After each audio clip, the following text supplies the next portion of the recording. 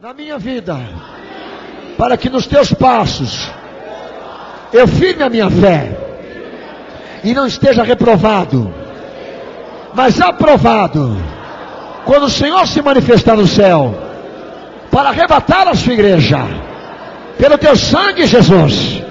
Firma agora esta obra na minha vida, na tua vontade, pelo poder do teu sangue, em nome de Jesus. Amém. Quem crê nesta palavra, dá glória a Deus. Não pode abrir, meu irmão. Saudações em Cristo a todos os internautas que estão chegando aí pelo horadaverdade.com, neste culto ao vivo de domingo. Amém, em nome de Jesus, já em outubro de 2010. Que Deus abençoe os meus amados irmãos internautas e que todos aí da parte virtual do cenáculo, em nome de Jesus, estejam atentos ao que vai ser pregado nesta noite, em nome de Jesus. O texto é Mateus, capítulo 27, versículo 11. Texto de Mateus, capítulo 27, versículo 11.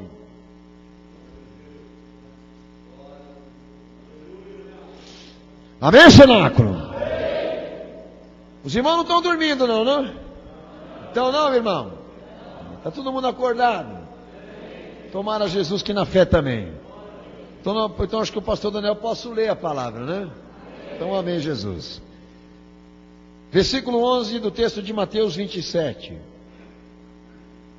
Jesus foi posto perante o governador, e este o interrogou, dizendo: És tu, rei dos judeus? Respondeu-lhe Jesus: Tu dizes. E sendo acusado pelos principais sacerdotes e pelos anciãos, nada respondeu. Perguntou-lhe então Pilatos: Não ouve quantas acusações te fazem?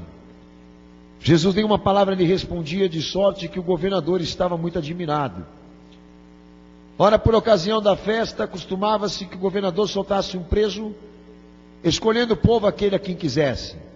Tinham então um preso bem conhecido chamado Barrabás, e portanto, estando eles reunidos, perguntou-lhes Pilatos: Qual quereis que vos solte, Barrabás ou Jesus chamado Cristo? Pois sabia que por inveja o haviam entregado. E estando ele no tribunal, sua mulher mandou-lhe dizer-lhe: Não entregues na questão desse justo, pois num sonho muito sofri por causa dele. Mas os principais sacerdotes e anciãos persuadiam a multidão a que pedisse a Barrabás e fizesse morrer a Jesus. De novo perguntou-lhes o governador: Qual dos dois quereis que vos solte? Responderam eles: Barrabás. Disse-lhes Pilatos: Que farei então com Jesus chamado Cristo? Disseram-lhe todos: Seja crucificado. Pilatos, porém, lhe perguntou: Que mal fez ele? Eles mais clamavam: Seja crucificado.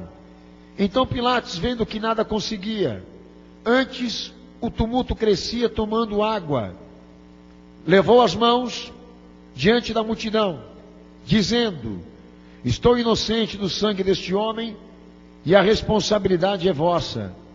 Respondeu-lhe todo o povo: O seu sangue caia sobre nós, sobre os nossos filhos. E então lhe soltou a Barrabás, mas tendo mandado açoitar a Jesus, o entregou para ser crucificado. Quem crê nesta palavra, dá glória a Deus? Pode se assentar em nome de Jesus.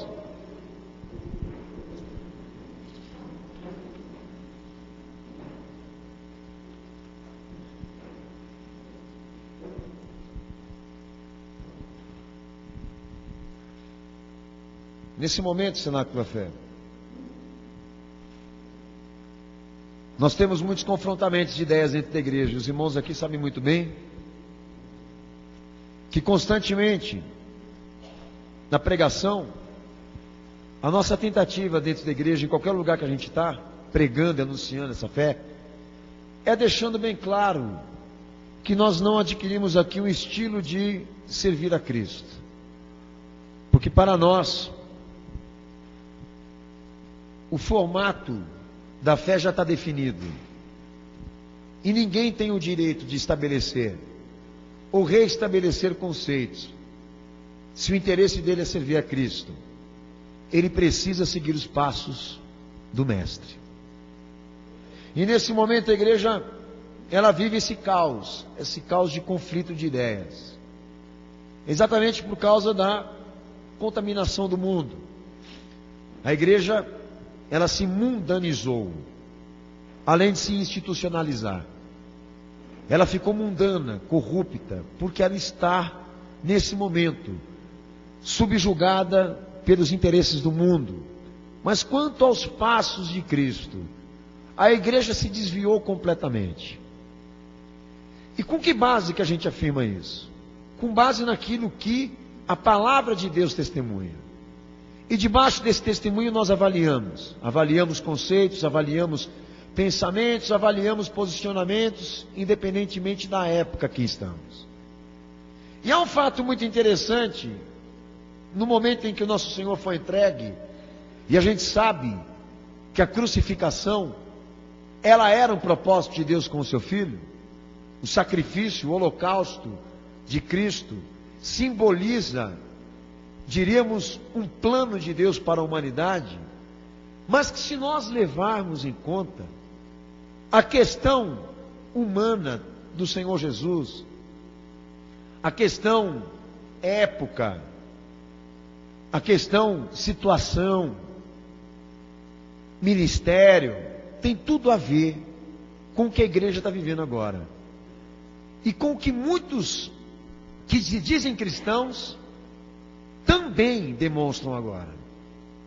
Porque o Senhor, naquele momento, ele se tornou um objeto de manipulação. Deus permitiu que isso acontecesse, que ele estivesse à mercê do julgamento humano. E quando ele caiu na mão dos homens, ele foi sentenciado à morte. Mas eu gostaria, em nome do Senhor Jesus, de chamar a atenção da igreja, exatamente para o quê? Para nós fazemos a leitura da época em que Jesus foi crucificado, e que cenário ele foi. O mesmo que a igreja está agora. No momento em que Jesus ele se encarnou e tomou forma de homem para exercer esse propósito, o propósito não só de ministrar, curar, pregar, mas também de se tornar um holocausto perpétuo, de aliança perpétua com Deus e os homens, de salvação. A Bíblia Sagrada fala que no momento em que Jesus ele se manifesta na condição humana, ele se encontra diante de um cenário diferente, um Israel diferente, um povo judeu diferente, daquilo que o Antigo Testamento demonstrava. E a Bíblia Sagrada se comprova historicamente que antes de Jesus nascer em condição humana e dar forma a essa salvação, nos 400 anos que se intercala entre os dois testamentos, Israel ele viveu uma série de mudanças. E que tipo de mudanças? A história comprova que quando Roma adquire dominação mundial e passa a ter domínio político sobre Palestina, que era exatamente a região onde estavam centralizados os judeus, e parte deles estavam lá. Quando Roma toma esse domínio, Israel passa a viver mudanças. E se comprova a história que a mudança política e cultural israelita foi mudada no seguinte aspecto: quando Roma entra em cenário de poder, Roma passa a ter um poder tão grande de influência sobre os judeus, que os judeus passam a admitir que a política romana, ou que o estilo de vida que ela propunha, era a melhor forma para a época. E se explica a história que Israel passa, muitas partes de Israel, inclusive lideranças, e o povo mesmo, passa a procurar se integrar no estilo romano, no estilo, como eles dizem, helenista, porque então os gregos e os romanos passam a fazer parte exatamente do quê? Do ensinamento de Israel. Passa a personificar cultura, política, religião, estilo de vida. E a palavra de Deus fala que o pensamento cultural dos gregos passa a afetar Israel de uma forma tão grande que Baal e Moloque, que foram influências religiosas no Antigo Testamento, na tua Bíblia aí, passa a virar fichinha. Israel comprovadamente se entrega a esse poder. Passa a olhar para este poder como sendo, diríamos, a melhor forma de se estabelecer ou de estabelecer Israel. E quando Roma sente que tem o poder judeu em mãos, que já estaria governando Israel, governando Palestina, existem lá comprovações que até mesmo uma coisa que não existia em Israel, que Roma proporcionou, era dentro do judaísmo existirem classificações sociais. Se comprova que geograficamente Israel passou a ser dividida entre a classe superior, porque era bem sucedida pelo poder de Roma, e aquelas que eram mais pobres, aquelas que eram, diríamos, misturadas com estrangeiros, com gentios. E eu dou uma noção para os irmãos aqui, que passa a existir então Galiléia e Samaria, que eram regiões aonde, para um judeu, um bom judeu não moraria. O melhor lugar para um judeu em plena dominação romana era exatamente a Judéia, porque Judéia ali dentro da Palestina passou a virar uma província romana. Quanto a Galiléia e Samaria, para um conceito judeu naquela época, era plebe, e se não fosse a plebe, só gentios morariam lá. E por incrível que pareça, foi na Galiléia e Samaria que Jesus passou a maior parte do seu ministério.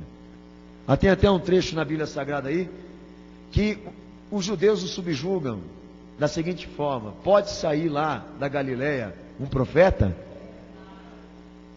Porque Jesus lhe era um galileu. Outras situações que são comprovadas pela história, além da mudança política e cultural de Israel, pela influência romana, a questão geográfica também surge aí a mudança religiosa.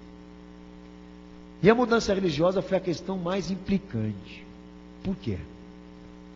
Porque quando Roma se estabeleceu no poder, os judeus perceberam que eles iriam perder a liberdade. A mesma liberdade que agora nesse momento está discutindo aí. Que a igreja está toda eufórica, com medo exatamente de perder a autoridade. Os judeus perceberam isso. Os principais líderes de Israel perceberam. Quando eles perceberam que eles iam perder esse poder, eles foram lá e fizeram um acordo com Roma. Em troca da liberdade religiosa, Israel passará a ser palco político de Roma. Esse acordo historicamente se comprova hoje, que a principal liderança sacerdotal de Israel se vendeu a Roma exatamente por causa do quê? Por causa do interesse de preservar certos costumes religiosos.